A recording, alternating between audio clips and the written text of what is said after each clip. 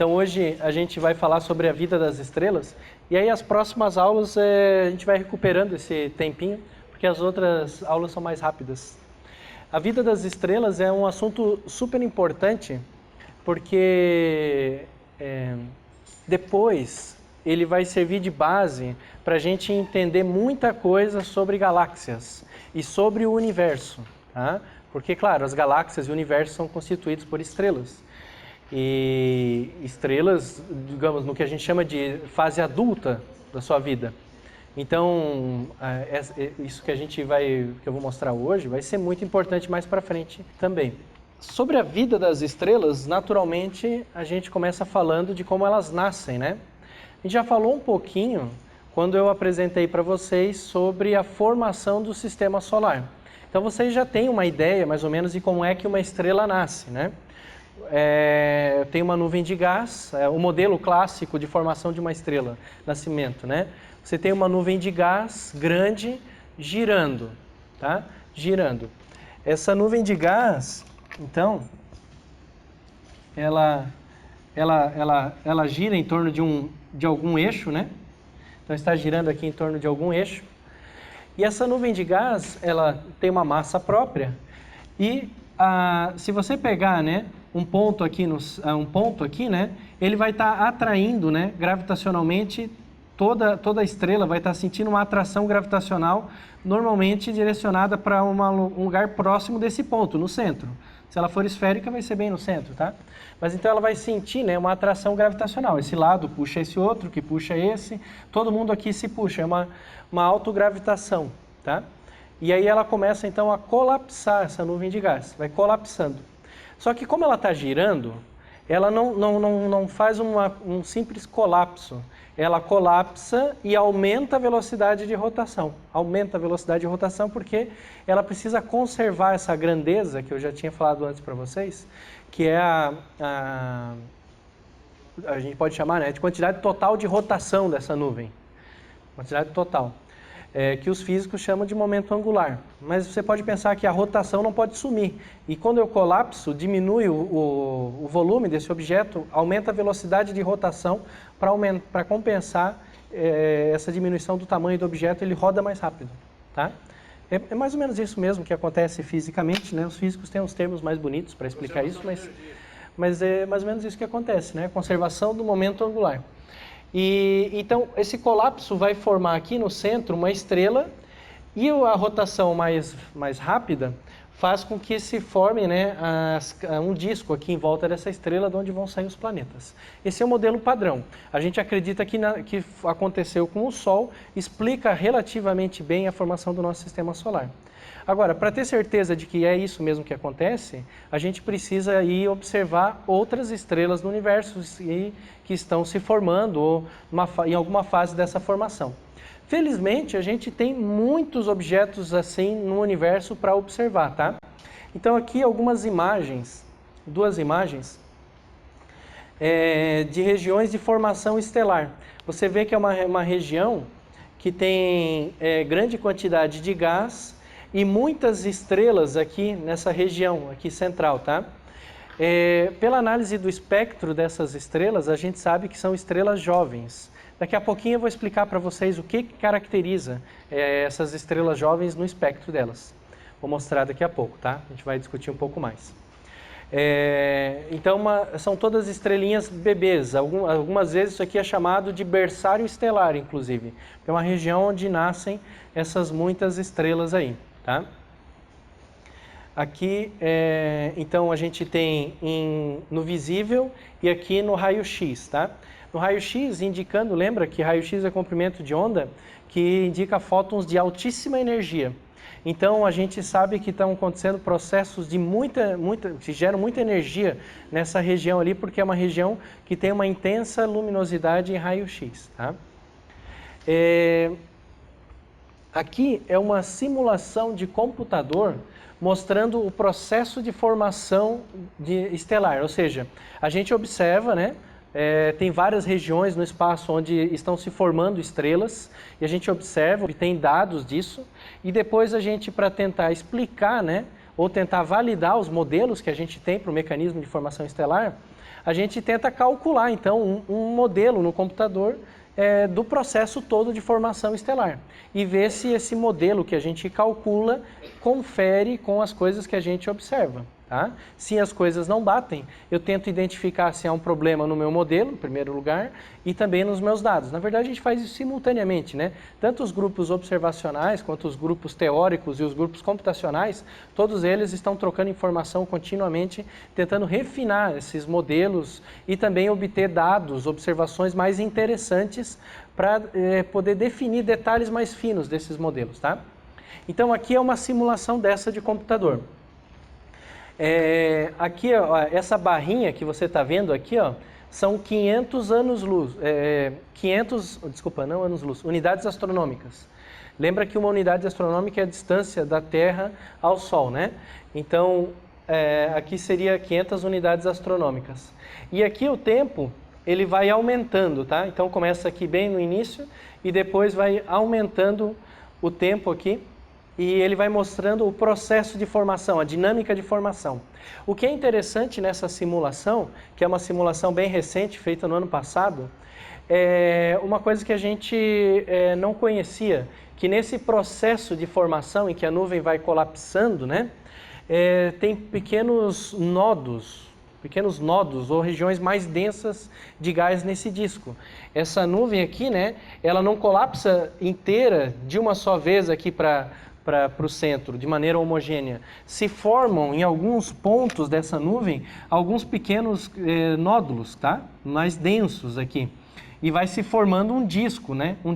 Se eu olhar de cima, né? Então vai se formando um disco, aqui está a estrela, então há alguns pequenos nódulos. Esses nódulos são uma descoberta computacional recente e que vem numa boa hora para explicar um problema observacional que a gente estava tendo, que é o seguinte: quando se observava a formação dessas estrelas, ela ocorria, né, segundo os dados observacionais, ela ocorria num tempo menor do que o previsto teoricamente, né? Ou seja, pegava a teoria de formação estelar e montava um modelo computacional para essa teoria, a formação durava um determinado tempo. Mas quando se observava, esse tempo era menor, tá? As escalas de tempo eram menores. E isso era um problema. E ninguém sabia explicar direito. Esses nódulos explicam um pouco isso. Por que que explicam isso? Porque se a acreção do material sobre a fonte aqui, a estrela, ela é contínua, ela é mais demorada. Mas se formam esses nódulos aqui mais densos na nuvem, eventualmente esses nódulos, quando caem, né, eles agregam bastante quantidade de matéria para a estrela. Então faz o processo acontecer numa escala de tempo menor. Também isso tem um outro efeito observacional de aumentar subitamente o brilho dessas estrelas, né, nesse processo de acreção. Todas coisas que eram observadas. Então esse trabalho é um trabalho bem importante aí, que foi publicado no ano passado, trazendo algumas explicações para coisas que estavam faltando aí no modelo de formação estelar. Na realidade, ainda esses modelos de formação estelar, eles ainda precisam de muita melhoria, porque aqui eu estou tratando com vocês só a formação da estrela, mas o mecanismo de formação dos planetas ainda tem muita coisa em aberto, muitas evidências observacionais em aberto que precisam ser explicadas. Tem um detalhezinho aqui que eu falei rápido, acho que talvez alguém tenha pensado no problema disso. Eu falei, a gente observa a formação dessas estrelas e vê que o tempo de formação é muito curto comparado com o modelo teórico, né? Mas os tempos de formação aqui são de milhões de anos, tá? Se você pegar as escalas de tempo aqui, milhares a milhões de anos. Então é óbvio que a gente não consegue ver o surgimento de uma estrela, né? Não dá para a gente ver, não tem como acompanhar. A astrofísica observacional aí tem uma centena de anos, né? Então ninguém poderia ter visto a formação de uma estrela inteira, né? Como é que a gente sabe, então, que o tempo de formação, observacionalmente, o tempo de formação de uma estrela, ele é mais demorado, mais curto do que o que a gente estava prevendo teoricamente? É que a gente observa muitas estrelas em diversas fases muitas estrelas semelhantes em diversas fases. Seria mais ou menos como fazer um censo do ser humano, tá? Então imagina, você pega uma população humana, né? E você vai ter, né? Vai observar vários, vamos fazer o seguinte, vamos observar aí a quantidade de seres humanos em função do tamanho, mais ou menos. Então a gente pode dizer mais ou menos quanto tempo, né, que dura a infância, mais ou menos quanto tempo que dura a primeira infância, a segunda infância, depois a adolescência, idade adulta, né? Fazendo uma estimativa, se eu sei mais ou menos quantos seres humanos nascem, etc., qual é a frequência com que eu encontro bebezinhos nessa população, qual é a frequência com que eu encontro crianças, eu posso estimar mais ou menos quanto tempo leva, né, de um passo para o outro aí, tá? Tem como eu fazer uma correlação. Você já percebe disso que eu falei, que esses números aí vão ser um tanto incertos, né? Precisa trabalhar com cuidado essas afirmações aí, porque é uma incerteza grande que depende de várias hipóteses que eu vou fazer. Quantas estrelas se formam, quanto tempo é o tempo de vida total das estrelas, quais fenômenos estão acontecendo, etc. Mas a gente consegue fazer uma inferência, pelo menos, tá, das escalas de tempo desse processo. E, claro, outros mecanismos, né? Porque se eu tenho um modelo computacional, eu tiro muita informação desse modelo que eu posso comparar com as minhas observações e ir relacionando as duas coisas. Não é algo simples, não é algo que você resolva num trabalho, na verdade é algo que a comunidade vem fazendo nas últimas décadas e vai continuar fazendo, tá? Essa relação entre os modelos e as observações. Aqui são observações. Então, antes, esse é no mesmo artigo, tá? Dos mesmos autores. Antes são as simulações numéricas, agora as observações. E, aliás, essa é a parte mais interessante desse trabalho, porque essas observações aqui foram super difíceis de serem feitas. São 4 estrelas diferentes aqui, tá? Observadas com o telescópio japonês, o Subaru, um dos maiores que a gente tem hoje em terra, no infravermelho, tá? E essas observações foram difíceis de se fazer, porque foram feitas com luz polarizada, usando imagem diferencial. Eles pegaram várias imagens com luz polarizada, né, e foram fazendo um tratamento nessas imagens para poder identificar as estruturas. Então você vê, aqui eles tamparam a estrela, né, no centro, essa bolinha preta é uma coisa no próprio telescópio que tampa a estrela, como se eu tampasse a luz do projetor para eu poder enxergar vocês atrás, tá? Se eu não tampo, ofusca a minha vista. Então a gente no próprio telescópio tampa a luz do objeto muito brilhante para poder enxergar em volta. É isso que acontece aqui. Então eles tamparam a estrela e aí se consegue ver em volta. Então o que se vê? Se vê esse disco de acreção, né? A nuvem já colapsou, tem a formação do disco. Se vê o disco de acreção e aqui alguns braços nesse disco, tá? Vários braços, regiões mais densas aqui, tá? Nesse disco e algumas estruturas aqui, ó, tá? Um braço mais estendido, um pico de matéria parece que foi jogado, ejetado. Se vê que esse processo de formação não é uma simples colapso homogêneo de toda a nuvem, mas é um processo complexo e que explica, então, essas escalas de tempo aí, tá? Aqui não se sabe diretamente a idade de cada um desses objetos, só de medidas indiretas, mas o tamanho desses objetos se conhece bem e bate com os modelos, tá? Então vamos ver algumas propriedades fundamentais das estrelas e que determinam como é que elas vão viver, basicamente, tá? A primeira propriedade mais interessante para a gente ver é o tamanho das estrelas. O tamanho das estrelas varia muito, tá? Depois eu vou explicar por que varia tanto. Mas para você ter uma ideia, não sei se essas aqui correspondem ainda aos limites, mas vai da ordem de alguns % do valor do tamanho do Sol. Então estrelas um pouquinho menores que o Sol, acho aqui em torno de 0,3 o tamanho do Sol, uma das menores, e uma das maiores aqui a quase 2.000 vezes o tamanho do Sol. De raio, tá? De raio. E tem ainda outros tipos de estrelas, isso aqui estrelas adultas. Tem outros tipos de estrelas que podem ser ainda menores, tá? Como as anãs brancas, que tem mais ou menos o tamanho da Terra, e as estrelas de nêutrons, que podem ter algumas dezenas de quilômetros só, tá? Quando a gente falar sobre a morte das estrelas, aí eu vou explicar melhor o que são essas anãs brancas e as estrelas de nêutrons. Eu vou mostrar esse vídeo aqui. Tem um endereço no YouTube, depois se quiser ver. para vocês verem uma comparação disso. O áudio é horrível, mas eu deixei, já que o cara botou, né?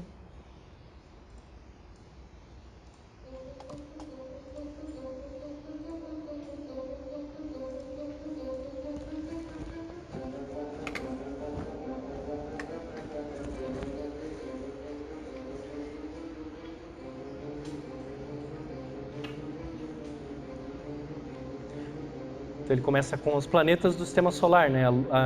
E satélites, né? E os planetas rochosos do sistema solar. Aí, em tamanho, né? A Terra parecida com Vênus, né? E aí vai para os planetas gasosos, né?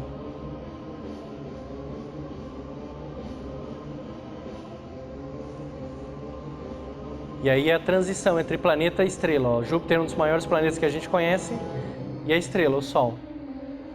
E depois disso aí ele vai mostrando estrelas cada vez maiores, várias estrelas. São estrelas, todas as que ele está mostrando aí, são estrelas brilhantes que você consegue ver a olho nu no céu, tá? Todas elas, se você procurar no mapa do céu, você consegue enxergar essas aí.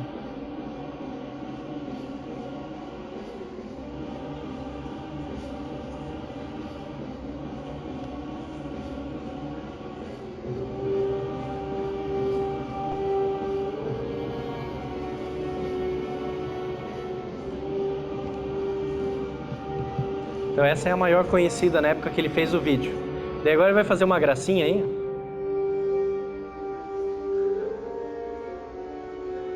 Ó, tá a Terra comparada com essa estrela.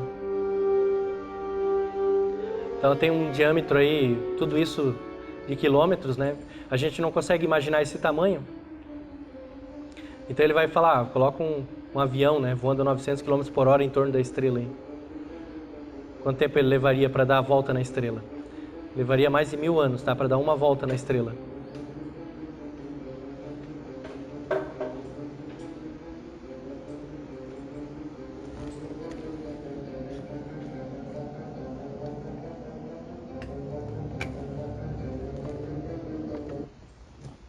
Então você vê que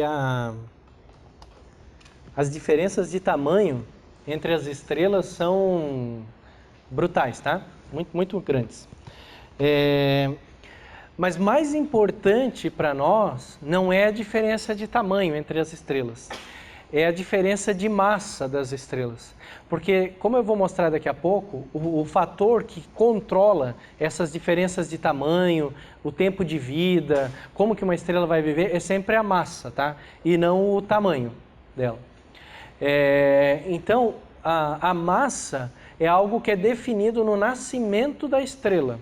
Tá? A estrela, basicamente a gente pode pensar que uma estrela nasce com uma determinada massa e mantém essa massa até a época da sua morte. Há exceções, mas de maneira geral a regra é essa, que uma estrela nasce com aquela massa e permanece, né, com aquele valor de massa até o final da sua morte. E as estrelas não nascem todas com a mesma massa. A distribuição também não é igual, tá? Aqui tem um gráfico que tenta ilustrar um pouquinho a proporção de estrelas em função de cada valor de massa. A massa das estrelas, a gente sabe que varia entre aproximadamente 8% a massa do Sol, 0,08 vezes a massa do Sol, até algo em torno de 150 vezes a massa do Sol. Esse limite inferior aqui, ele é relativamente bem definido, tá? O superior não, o superior é mais vago. Você vai encontrar astrônomos sérios, importantes aí, defendendo valores substancialmente maiores, 200 até 300 massas solares, tá? Mas assim, a grande maioria da comunidade, se você tiver que colocar um limite, né, qual é a massa máxima que uma estrela poderia ter, vai dizer provavelmente 150 massas solares, tá? A grande maioria da comunidade. Mas esse aqui é importante que você tenha claro, é um valor vago. Porque amanhã depois você vai ver uma notícia que descobriram uma estrela com 200 massas solares, 300 massas solares e pode ficar perdido, tá? E que ainda está se discutindo muito isso daqui. Esse limite inferior não. Antes de eu explicar a diferença das massas, esses limites, principalmente o inferior, eu já falei um pouquinho quando eu estava falando do mecanismo de energia, de fonte de energia das estrelas. Ele é limitado por causa disso, quero dizer. Lembra que uma estrela, para gerar a sua própria energia, ela basicamente vai fundir hidrogênio em hélio. Tem outros mecanismos que eu vou mostrar hoje, mas, princípio geral, ela vai fundir hidrogênio em hélio. Ela vai pegar 4 núcleos de hidrogênio e vai gerar um núcleo de hélio, tá? Para poder fazer essa fusão, a estrela precisa de 2 mecanismos. Ela precisa ter uma temperatura alta, milhões de Kelvin, e ela precisa ter uma densidade alta, tá? Se a estrela tem uma massa pequena, uma massa pequenininha, depois de formada, né, a pressão gravitacional aqui vai ser pequena, porque a força gravitacional, que gera essa pressão gravitacional, ela depende da massa da estrela, basicamente. Esse é o parâmetro que controla, né? A gravidade é controlada pela massa. Então, se a estrela tem pouca massa, ela tem pouca pressão gravitacional. E lembra que o equilíbrio das estrelas é dado entre a pressão gravitacional, que tende a comprimir a estrela para o centro, e a pressão térmica e radiativa, que tende a espalhar a estrela, ou seja, está acontecendo uma fusão lá no centro e tende a expandir a estrela, tá? Quando uma estrela se forma, essa nuvem colapsa. Nesse colapso, esse gás vai esquentando. E pode esquentar muito no centro, até o ponto de começar a ter a fusão nuclear, esquentar e ficar denso. Se a estrela tem uma massa pequena, menor do que esse valor, a estrela não esquenta, o núcleo da estrela não esquenta o suficiente, nem atinge pressões altas o suficiente para poder haver a fusão nuclear. E por isso aquele objeto nunca se torna de fato uma estrela, tá? Nunca se torna. Entre essa massa aqui, 8% a massa do Sol, e a massa de Júpiter, que é menor ainda, tá aqui, existe uma classe de objetos que não são nem planetas e nem estrelas, estão no limbo classificatório aí. São chamadas de anãs marrons, tá? Não são nenhuma coisa e nem outra. São os objetos super curiosos, importantes para a astrofísica, porque são muito comuns, só que não são um planeta e nem uma estrela, tá? Porque eles emitem energia oriunda, basicamente, do processo de contração deles, tá? Agora, vamos voltar às estrelas. O limite superior já é outra história. O limite superior é o seguinte, agora você pode pensar, tá, eu tenho um processo de colapso. Esse processo de colapso, quanto maior for a massa dessa nuvem que está colapsando, mais denso e mais quente vai ficar no interior, né? Mais denso e mais quente. Quanto mais denso e mais quente for o núcleo da estrela, maior é a taxa de fusão nuclear. Quanto mais denso e mais quente, mais fusão nuclear. É que nem fogo. Quanto mais quente, né?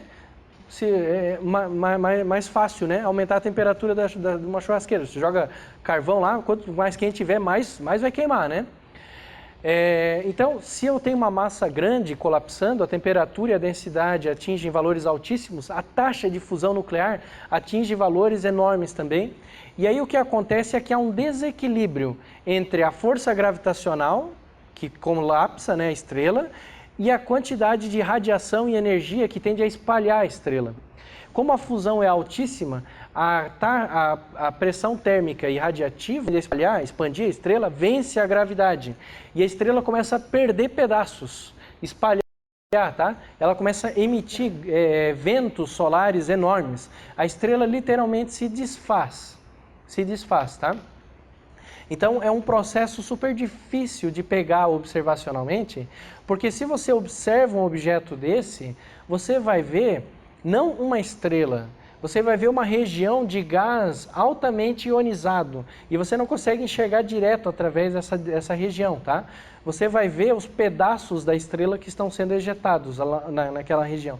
Então, não é fácil de observar esse tipo de objeto, tá? Então, ficam mais ou menos nessa faixa aqui. Entre esse valor e esse valor mínimo e valor máximo, é possível ter estrelas estáveis. E aí elas nascem com essa proporção aqui, olha só. Estrelas de baixa massa, né, são muito mais comuns do que estrelas de alta massa. Por exemplo, uma estrela com massa entre 10 e 150 para cada estrela formada com massa entre 10 e 150 massas solares, se formam aproximadamente 200 estrelas com massa menor que meia massa solar. Tá? Aproximadamente 200. Então, essas proporções. Depois 50 e 10 estrelas.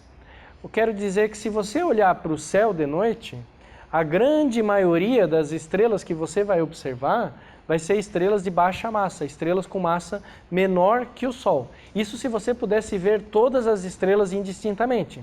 Porque tem um detalhe nessa história aqui, né? As estrelas de alta massa vão brilhar muito. E as estrelas de baixa massa vão brilhar bem menos, tá? Bem menos. Então a gente tende a ver mais facilmente as estrelas de alta massa do que as estrelas de baixa massa. Mas se a gente faz uma contagem justa, né, corrigindo por esse efeito de dar preferência para contar as estrelas mais brilhantes, a gente percebe essas proporções aqui de formação das estrelas, tá? Esses limites de massa, como eu falei, são muito importantes, porque eles vão estar relacionados depois, né, com o que a gente pode ter de estrelas para formar uma galáxia. Então, tem aquela relação entre temperatura e densidade no núcleo. Aqui uma foto de uma estrela dessas que está se desfazendo, tá? Essa estrela aqui, ela é supermassiva, tá? E ela está perdendo camadas para o espaço, né? Enquanto está se formando. Então ela vai perdendo, vai ejetando material aqui. Você vê muito gás, muita poeira aqui sendo ejetado, tá? Por essa estrelinha ali. E assim como essa, tem diversas outras, algumas mais difíceis de se observar. A massa, ela vai determinar o brilho da estrela. Porque quanto maior for a massa, maior é a taxa de fusão nuclear no centro dessa estrela. E quanto maior a taxa de fusão nuclear, mais energia é gerada e, portanto, mais essa estrela vai brilhar. E aqui tem uma relação muito importante, que é a seguinte: a relação entre a magnitude absoluta de uma estrela contra a sua massa, tá? Tem uma reta que é, né, nessa escala aqui, né, logarítmica, uma reta, né, uma equação que diz que a magnitude absoluta é proporcional à massa elevada a 3,5. Essa relação aqui foi derivada no começo do século passado, tá, por um astrofísico chamado Eddington. Depois eu vou falar um pouquinho dele no final. E aqui você tem dados observacionais. Essa curva azul aqui são dados observacionais e você vê que a relação, ela mais ou menos explica os dados observacionais. Então a gente vê que quanto maior a massa da estrela, aqui é 1/1000 da massa do Sol, uma massa do Sol, 10 massas do Sol, 100 massas do Sol. Quanto maior a massa, maior vai ser a magnitude absoluta. E o valor da magnitude varia muito com a massa. Olha só, se você pega aqui uma estrela como o Sol, tá? Uma estrela como o Sol e uma estrela 10 vezes maior que o Sol, a diferença aqui, né, nesse gráfico aqui, tá? A diferença é de quase 20 magnitudes. Quase 20 magnitudes. Que em termos de fluxo é um valor absurdo, porque lembra que a magnitude está em escala logarítmica. Então, isso em termos de fluxo é uma diferença enorme, tá? Você muda um pouquinho a massa da estrela e ela já passa a gerar muito mais energia nuclear no seu núcleo e, portanto, a luminosidade cresce muito mais, tá? Cresce bastante. É bastante sensível a luminosidade de uma estrela à sua massa. E a consequência direta dessa história da luminosidade da estrela depender da massa é isso daqui. Isso daqui é um gráfico do tempo de vida de uma estrela em função da sua massa. Quanto maior for a massa de uma estrela, menos tempo ela vai viver. Ó. É isso que esse gráfico está dizendo. Tá? Você vê que também varia bastante o tempo de vida. Pega uma estrela como o Sol, uma massa solar. Uma estrela como o Sol, se você subir aqui no gráfico, dá 10 a 10 anos de vida. 10 bilhões de anos de vida, uma estrela como o Sol. O universo hoje, os números mais precisos aí para a idade do universo estão em torno de 14 bilhões de anos. Então o Sol, né, ele pode viver, né, ele não tem 10 bilhões, ele pode viver 10 bilhões, ele tem 5 bilhões de anos, ele pode viver mais 5 bilhões de anos. Se você pegar uma estrela com 10% da massa do Sol, e está cheio de estrela com 10% da massa do Sol, e você jogar aqui para cima, né? Você vai ver que ela tem um tempo de vida maior que centenas de bilhões de anos.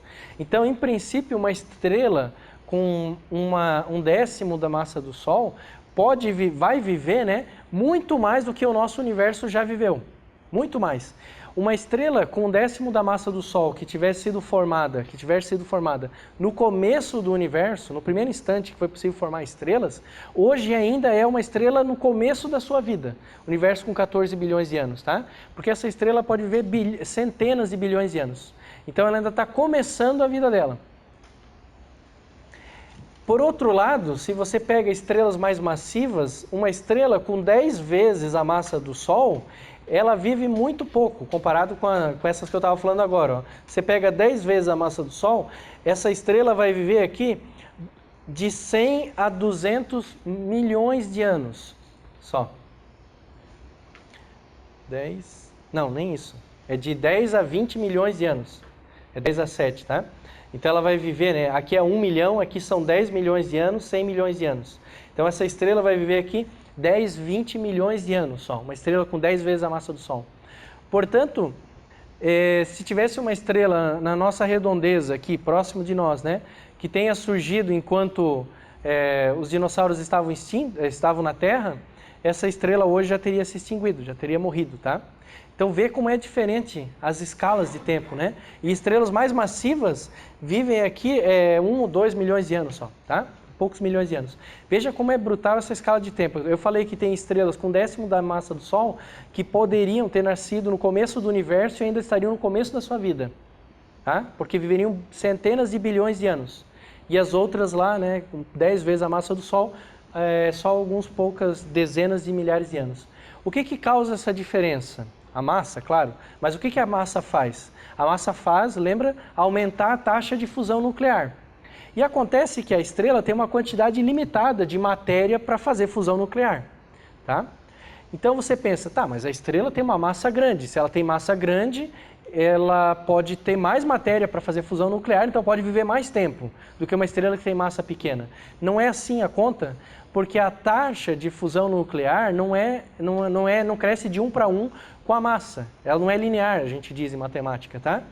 Acontece que se você aumenta um pouquinho a massa, lembra que a magnitude aumentava um monte?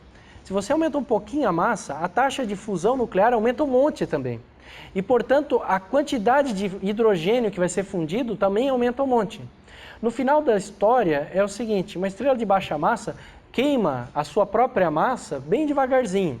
E uma estrela de alta massa queima tudo rápido, tá? Queima tudo rápido e, portanto, vai morrer rápido também. A estrela não tem outra fonte de energia. Ela mesma é a sua fonte de energia. Ela é autocanibal, tá? Ela vai se alimentar dela mesma. Então, se ela tem uma massa alta que faz com que ela gaste muita energia, ela vai comer todo o hidrogênio que ela tem à disposição para fazer a fusão e vai morrer. E o hidrogênio que ela tem à disposição para fazer a fusão nuclear não é todo o hidrogênio dela. A gente tem uma estimativa de que aproximadamente só 10% da massa da estrela é fundida de hidrogênio para hélio, tá? Em torno de 10%, que é a massa que corresponde mais ou menos à região do núcleo da estrela. As regiões externas da estrela nunca vão ser fundidas, porque lá não tem temperatura e densidade suficiente para fazer a fusão nuclear, é só no núcleo. E o núcleo corresponde algo em torno de 10% da massa da estrela, tá? Então a massa determina não só o brilho, mas a idade que uma estrela pode ter. E de novo, quando a gente for falar de galáxias e a história do universo, esse gráfico aqui vai ser extremamente importante, porque aí a gente vai poder uma das maneiras de determinar a idade das galáxias é olhando a idade da população estelar que tem nessa galáxia, né? A gente pode mais ou menos saber a idade daquela galáxia ou de umas certas estruturas. Ele perguntou se, olhando para o gráfico, a gente conclui que se for procurar por lugares onde pode ter vida, não é bom olhar para estrelas massivas. É perfeito. Se a gente quer ver onde tem vida, a gente precisa olhar para sistemas que possam ser estáveis pelo tempo necessário para formar vida. se você olha aqui para o nosso... Depois a gente vai chegar nisso quando eu falar de busca de vida em outros lugares, né? Mas só adiantando um pouquinho, se você olha da Terra, a vida surgiu na Terra aproximadamente 1 bilhão, um pouco menos, mas algo em torno de 1 bilhão de anos depois que a Terra foi formada. Então o Sistema Solar tinha 1 bilhão de anos. Portanto, se você pega 1 bilhão de anos, né? Tá aqui, ó. Não adianta você olhar mais ou menos para sistemas que tenham massa maior do que 2, 3 vezes a massa do Sol. A estrela central, né, tem a massa 2, 3 vezes maior que a massa do Sol. Tá? É um número arredondado, né? Mas com certeza ninguém deve perder tempo olhando para uma estrela com 10 vezes a massa do Sol. Tá? Porque provavelmente não teve nem tempo de surgir a vida. Quanto mais evoluir, tá estável ali, tá? A gente precisa de estabilidade para a vida. Estabilidade em prazo grande, tá? Mas isso é bom porque, estatisticamente, isso não torna improvável que haja vida em outros lugares. Por causa desse outro gráfico aqui, esse gráfico anterior, ó. Se eu tenho que olhar para estrelas com baixa massa, eu fico tranquilo, porque entre aqui, olha só, entre 250, 260, entre 261 estrelas, 250 tem massa menor que 2 vezes a massa do Sol, tá? Então, a grande maioria das estrelas do universo pode, em princípio, tem em princípio tempo de vida suficiente para albergar a vida, né? Tá? A grande maioria delas. Ele está perguntando que eu falei no começo que a estrela ficava com a massa constante, mas que eu depois estou falando que a estrela consome a própria massa para gerar energia, né? Então ele está perguntando, não vai baixar ou vai baixar muito pouco? Vai baixar muito pouco, tá? Se você pega a quantidade de massa que efetivamente é consumida, e a gente fez essa conta quando eu fiz do Sol lá, né? Você pega aquele valor lá que deu, eu não vou lembrar dos números redondos, tá? Mas era uma coisa da ordem de 10 a 14, 10 a 17 quilogramas. A massa do Sol é 10 a 33. Então o Sol tem massa absurdamente maior do que a quantidade de massa que ele gasta. Então, assim, a quantidade de massa que ela perde é desprezível, tá? Nesse processo aí. Ela pode dizer que fica praticamente constante. Agora vamos olhar um pouquinho mais em detalhe essa história aqui que eu já falei para vocês da estrutura estelar. Então, que a estrutura estelar é mantida como um equilíbrio entre duas forças, basicamente, né? A pressão, que é radiativa e térmica, né? Que tende a expandir a estrela, e a gravidade, que tende a segurar a estrela. As estrelas adultas, que a gente chama estrelas adultas, são basicamente estrelas que estão estáveis. Essa é a ideia de que a gente chama de adulto, né? É mais ou menos assim com o ser humano, né, também, né? Enquanto é criança, está crescendo e tal, está diferente. O adulto é estável, né? Ele não muda muito, né? Apesar de eu ser um cara sedentário, eu estou no começo da idade adulta. Se você vir daqui 20 anos, eu vou estar meio parecido, né? Mas se você me pegar lá com 80, e aí você chega depois eu com 100, eu vou ter dado uma boa mudada, né? Também quando é criança, também acontece isso, né? O bebezinho ali com alguns meses, e você vem 20 anos depois, você não reconhece mais, né? Talvez o Google Fotos reconheça, né? Porque aquele negócio é monstruoso, né? Ele pega a foto das crianças e vê até e reconhece. O algoritmo de reconhecimento facial é incrível. Então, mais ou menos a mesma ideia que está por trás de dizer que uma estrela é adulta. Uma estrela adulta é uma estrela mais ou menos estável, não muda muito, tá? Portanto, é uma estrela em que esse mecanismo aqui, ele está equilibrado. Equilibrado mais ou menos, porque pode ter alguns probleminhas aí, a gente vai ver mais para frente, tá? Mas de maneira geral, o jogo aqui está equilibrado. Quando a estrela está se formando, ele não está nada equilibrado, né? Você tem a gravidade vencendo, a nuvem está colapsando, tá? A gravidade está vencendo aqui, a estrela está colapsando. Está desequilibrado, é um desequilíbrio. Quando a estrela está morrendo, você vai ver que ela espelha as camadas para fora, por pressão radiativa. Então também está desequilibrado, a pressão radiativa vence a gravidade, tá? Então uma estrela adulta está em equilíbrio, o Sol está assim, está em equilíbrio. Essas duas forças. Então esse equilíbrio, felizmente para nós, para que a gente possa existir, felizmente esse equilíbrio é o que a gente chama de equilíbrio estável. Equilíbrio estável na física, você pode pensar numa montanha. É o seguinte, ó. Imagina que eu tenho uma montanha assim, tá? Uma montanha assim. Aí, se a gente soltar uma bola,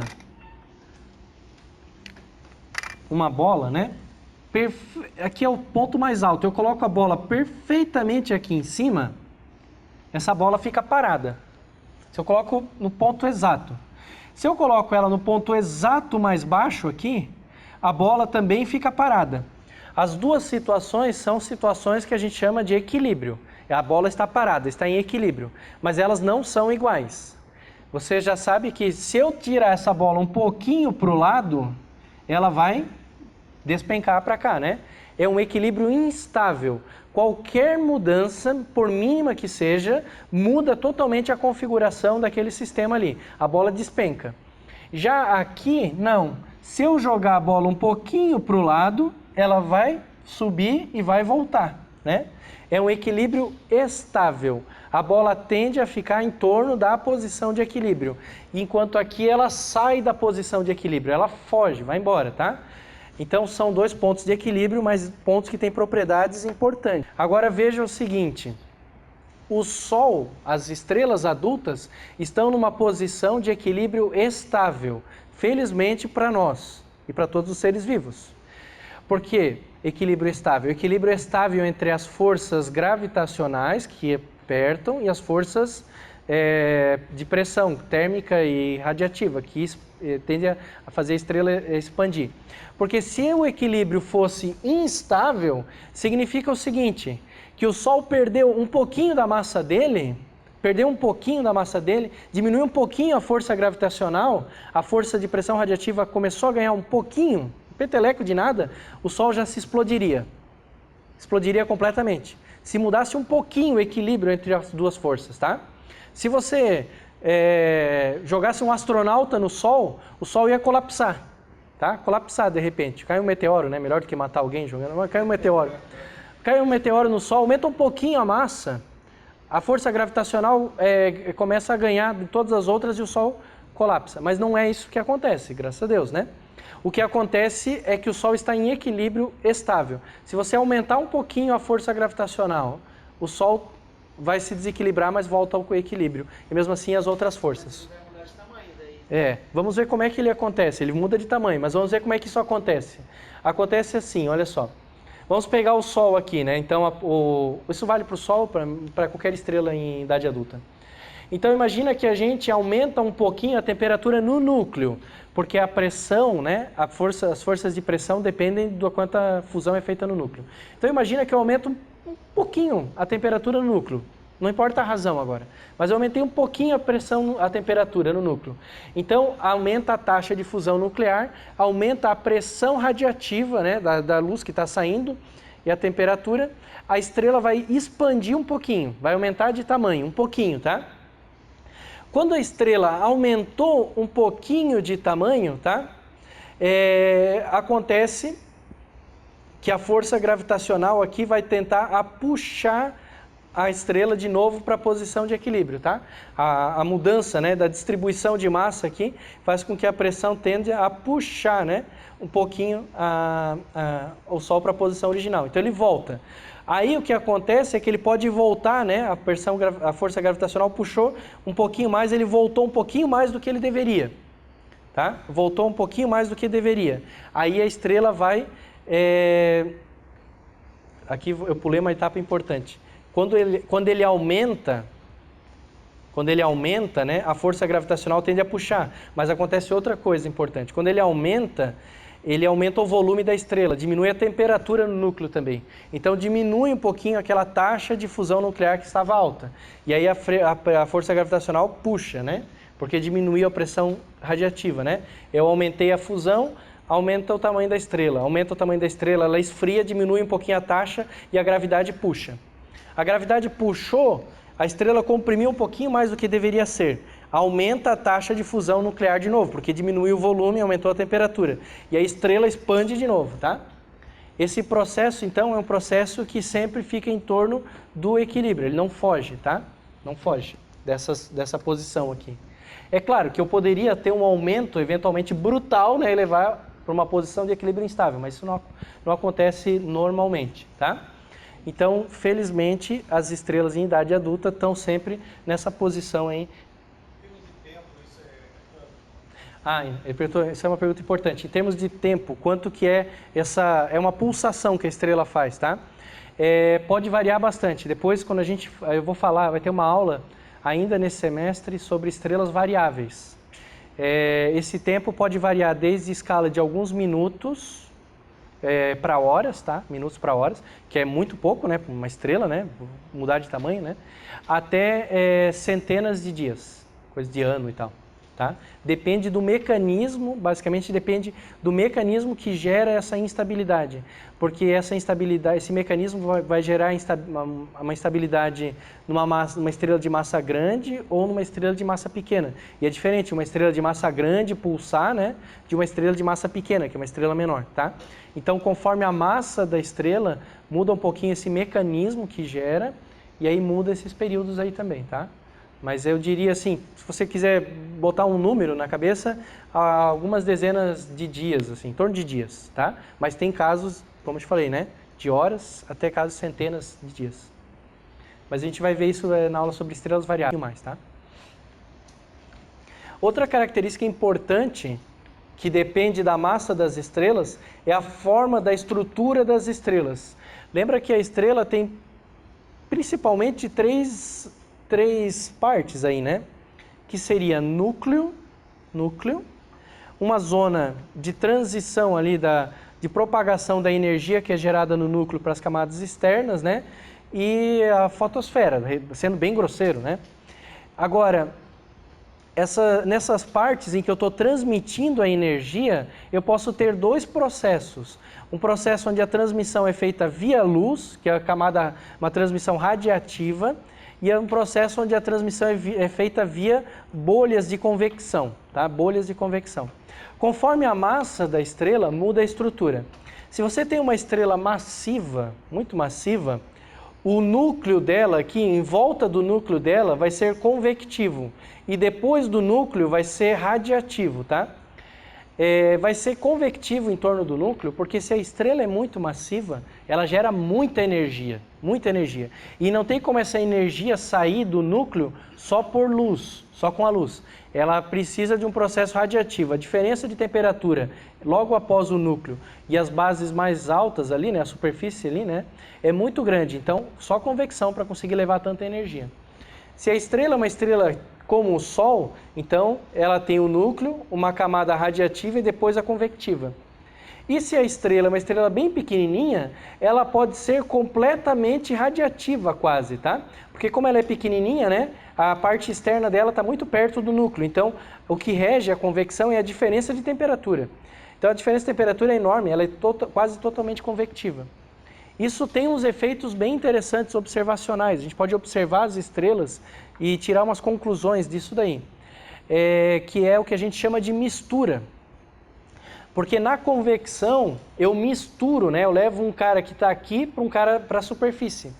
Então, se eu pegar uma estrela com baixa massa, eu vou ver na atmosfera da estrela, no espectro que eu tiro da superfície, da luz que sai pela superfície da estrela, eu vou ver muito hélio. Muito hélio. Por quê? Porque eu estou vendo hidrogênio sendo fundido em hélio aqui no núcleo, e esse hélio está sendo levado quase desde o núcleo até a superfície. Então eu vou ver todo esse material quase que está se formando aqui no núcleo, na fusão, está aparecendo na superfície, né? Já nas outras aqui eu não vou ver esse processo, tá? Olha só, o material que se formou no núcleo, numa estrela como o Sol, fica lá, ele não vai para a superfície, fica trancado aqui, como se ficasse trancado, né? O que está tendo convecção é lá em cima, mas isso não mistura. Então estrelas como o Sol, por exemplo, você não espera grandes quantidades de material do núcleo, que está subindo o núcleo, na superfície da estrela. Portanto, se você observa ferro, oxigênio, hélio, o que você está observando na superfície do Sol é praticamente tudo material que foi originado quando a estrela nasceu. Material que já estava na nebulosa que formou a estrela, tá? E não material que foi formado depois pela estrela. Isso é importante porque algumas estrelas a gente observa e só vê hidrogênio praticamente. Estrelas que o espectro só tem hidrogênio. Já outras estrelas, e aí está o Sol incluído, a gente observa, além do hidrogênio, outros elementos químicos. Ferro, carbono, oxigênio, vários elementos químicos, tá? Então, se eu sei que esses elementos, né, o hélio, por exemplo, não está vindo do núcleo, eu sei que ele já estava na estrela, então eu sei que há uma diferença muito importante entre uma estrela que eu só vejo hidrogênio e uma estrela que eu vejo outros elementos. É que esses elementos que eu estou vendo nessa estrela vieram da nebulosa. Então, essa estrela não se formou no começo do universo. Porque no começo do universo, basicamente, só se originou hidrogênio e hélio. Se eu estou vendo ferro, outros elementos químicos numa estrela, e eu sei que eles já estavam quando ela se formou, essa estrela, na verdade, nasceu da nebulosa de uma outra estrela que morreu. Vou falar depois quando eu falar sobre a morte das estrelas, tá? Uma estrela morre e gera elementos químicos pesados, ferro e outros elementos. Então, o Sol é uma estrela que nasceu de gás que fazia parte de outras estrelas. Outra ou outras estrelas. E uma estrela que só tem hidrogênio é uma estrela que foi criada no começo do universo, tá? Então, eu posso ver essas coisas e me ajudar a entender um pouquinho de cosmologia. Depois, ao longo do semestre, a gente vai explorando. Eu vou voltando a esses tópicos, né? Agora pode ficar um pouco estranho, depois eu vou voltando. Dá para perceber o brilho dela? Dá para ver diferenças na luminosidade dessas estrelas, sim, também, tá? Agora, a fonte de energia dessas estrelas, tá? A gente viu que o Sol gera energia dessa maneira, o chamado ciclo próton-próton, tá? Então, à medida que o Sol vai... Usa estrelas parecidas com o Sol. Só deixa eu ver o horário aqui. Temos tempo. Ou estrelas parecidas com o Sol vão gerando energia. O que acontece com essas estrelas? Elas vão gerando hélio, né? Só que o núcleo de hélio é um núcleo ali aproximadamente 4 vezes mais massivo que o núcleo de hidrogênio. Então imagina, você tem um sistema, né, que tem gravidade.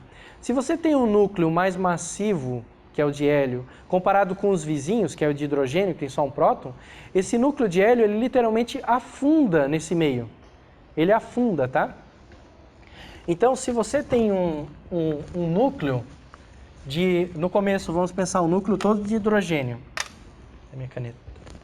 Um núcleo todo de hidrogênio, tá? Então, ele está aqui, todo hidrogênio azul.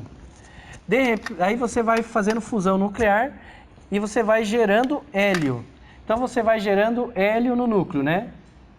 Claro que não tem esse tamanho, né? Mas você vai gerando hélio em toda a região aqui do núcleo. Mais no centro porque é mais quente e mais denso. Mas você gera em todo o núcleo. Em volta aqui tem estrela, nem vou desenhar, mas vamos pensar só no núcleo da estrela. Então você está gerando hélio. Só que aqui tem gravidade, né? E o hélio é 4 vezes mais pesado do que o hidrogênio. Então, o que acontece é que esse hélio começa a afundar na sua estrela, no núcleo da sua estrela. Ele vai afundando, gerando um outro núcleo aqui, onde tem muito hélio, tá? E em volta fica o núcleo de hidrogênio aqui, né? Onde ainda é feita a fusão nuclear, gerando mais hélio, tá? Que vai afundando também. Então o hélio vai afundando para o centro do núcleo. Só que esse hélio, ele é 4 vezes mais massivo que o hidrogênio. Para você fundir hélio, juntar dois núcleos de hélio e gerar um outro elemento químico, você precisa de temperaturas e densidades muito maiores do que o que você tem aqui. Muito maiores. Não dá para fundir hélio com a temperatura típica e densidade típica do núcleo do Sol. Você vai precisar de outros valores, tá? Então ele basicamente é cinza. Você pode pensar como se fosse cinza. Ele se acumula ali, tá? Vai se acumulando ali, inerte. A estrela vai formando então umas camadas no núcleo dela, tá? Umas camadas.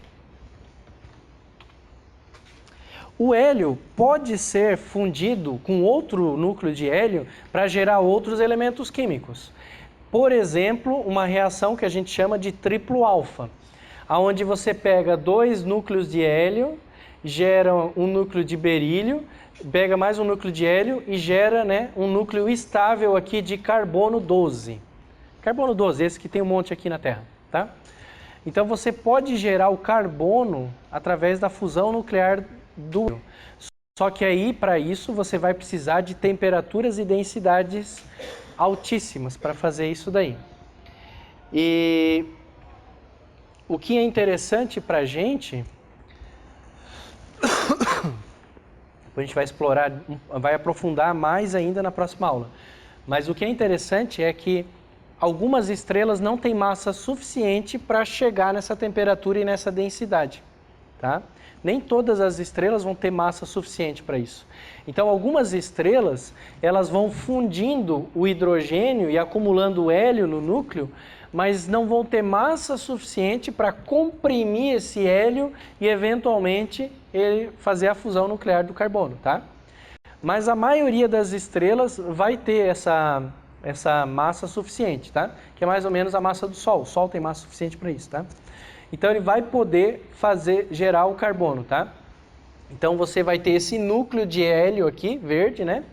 Que eventualmente a estrela vai atingir uma temperatura, uma densidade suficientes para queimar isso daqui, tá?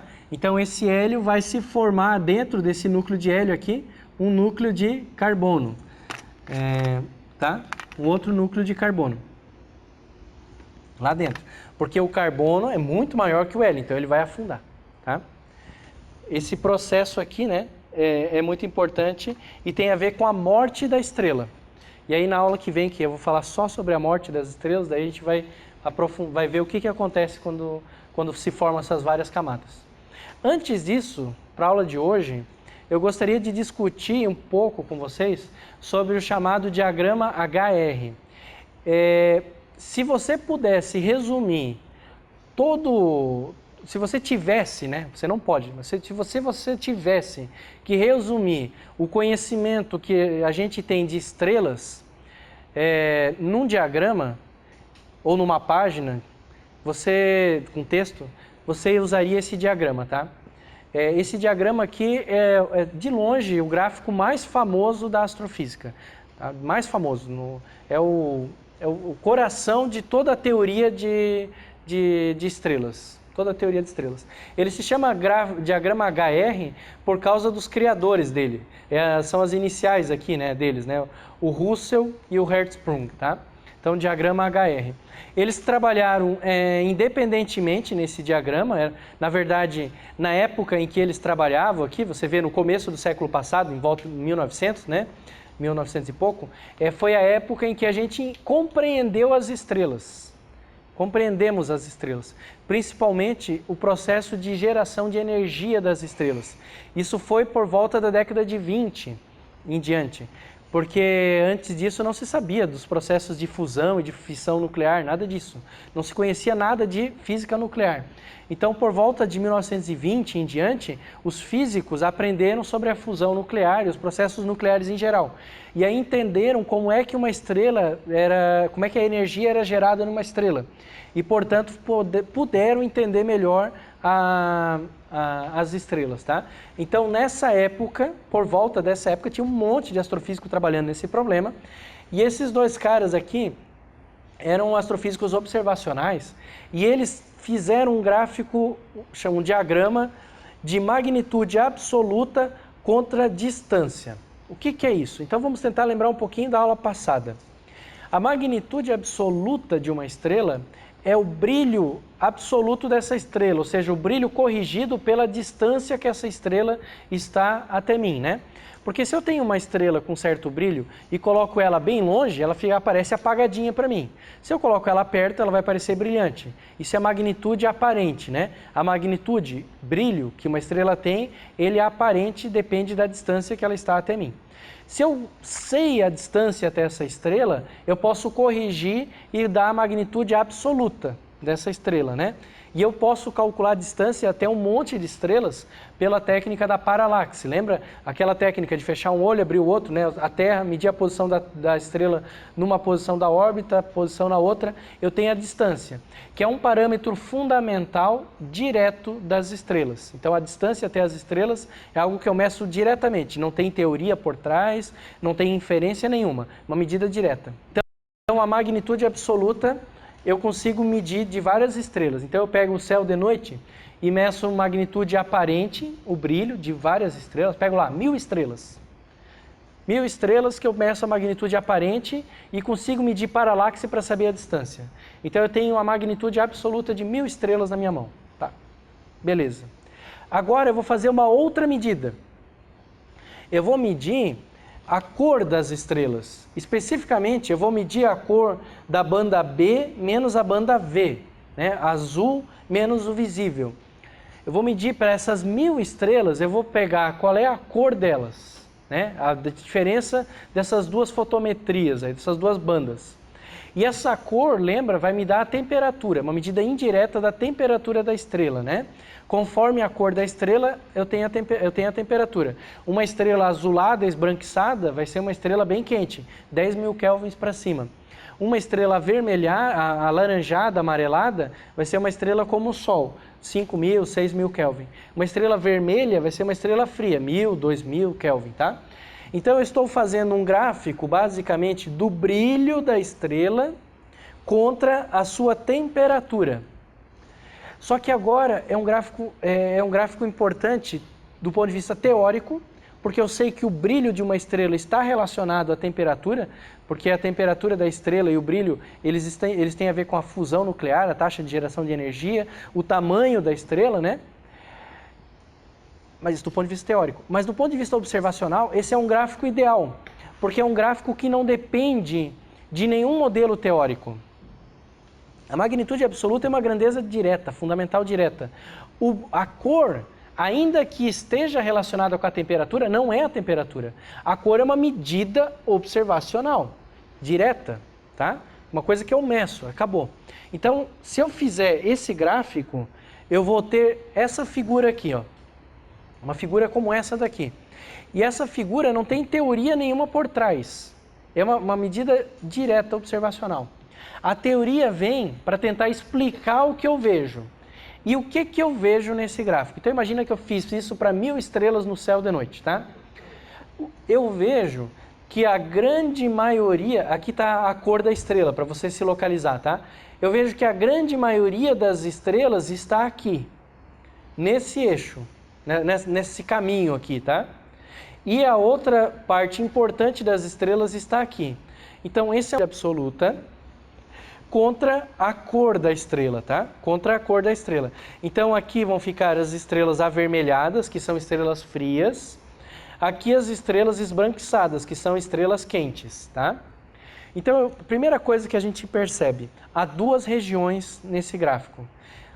A maior parte das estrelas fica nessa sequência e uma parte importante nessa outra.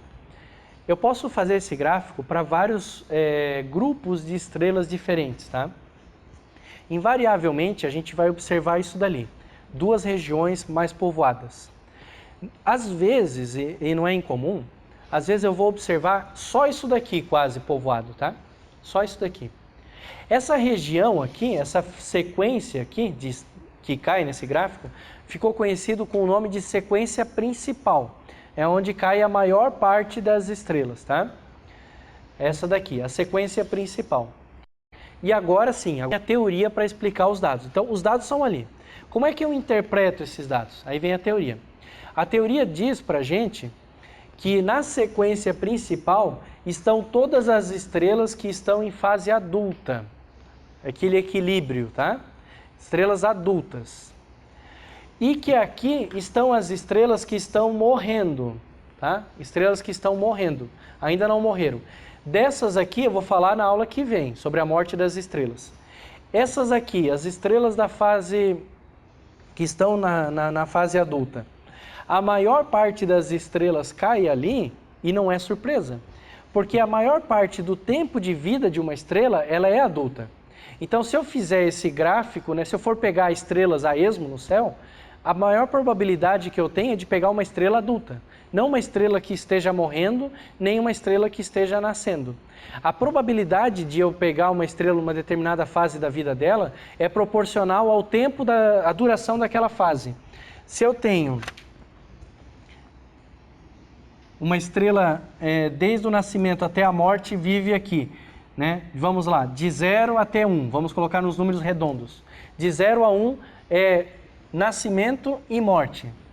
Se a estrela fica 10% do seu tempo nascendo e 10% do seu tempo morrendo, significa que 80% do tempo a estrela está adulta. Né? 80% do tempo está adulta. Então, se eu olho para o céu e pego uma estrela qualquer, aleatoriamente, a chance dela ser adulta é de 80%. 80%. Tá? Se uma estrela, ó, pensa uma estrela, ela nasce aqui no 0 e morre aqui no tempo 1, tá? No tempo 1. Se ela fica 10% do tempo dela no processo de nascimento, colapso daquela nebulosa e tal, está nascendo, 10% do tempo nascendo, ou muito, muito pequenininha ainda. E os outros 10% do tempo ela fica nos processos finais de morte dela, tá? Significa que 80% do tempo dela ela ficou na fase adulta, tá? Então, se eu pegar uma estrela qualquer no céu, a probabilidade de que ela seja uma estrela adulta é de 80%. E é quase igual ao ser humano, né? Não, aqui eu botei redondo, parecido com o ser humano. Isso. A ideia seria mesmo com uma população de seres humanos, né?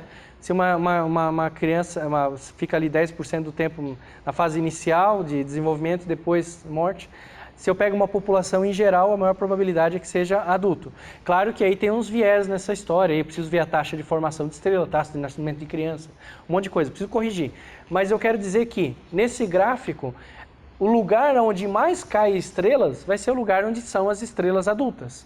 E por isso que essa sequência principal é a sequência das estrelas adultas. Depois, as estrelas, na verdade, nascem muito rápido. Nascem muito rápido. Elas demoram para morrer, tá? Nesse processo aqui. Então, vou ver muitas estrelas morrendo também, tá? Vou ver muitas estrelas morrendo. A gente pode aprofundar mais um pouco nessas teorias e tentar explicar um pouquinho mais esses processos e pode fazer um diagrama HR esquemático como esse. O observado é aquele ali atrás. Agora, a explicação do que eu estou observando. Se você fizer muitos diagramas HR, for estudar a teoria de formação estelar, você vai chegar à seguinte conclusão. Se você faz um diagrama HR, brilho contra a cor da estrela, você, na verdade, vai ter 4 regiões. Normalmente, você vai ter 4 regiões. Você vai ter a região da sequência principal, estrelas adultas. Você vai ter a região das gigantes, que são estrelas que estão morrendo.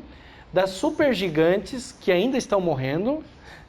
E as anãs brancas, que é o cemitério, já morreram. Tá? Já morreram.